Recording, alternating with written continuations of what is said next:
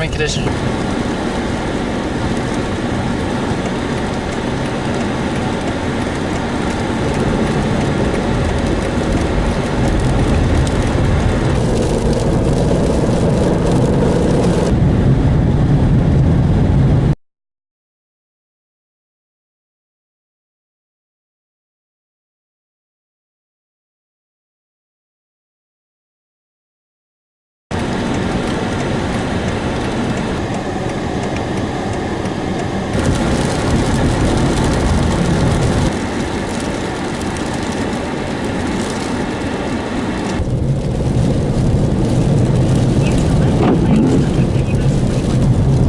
It's just a winter wonderland out here right now.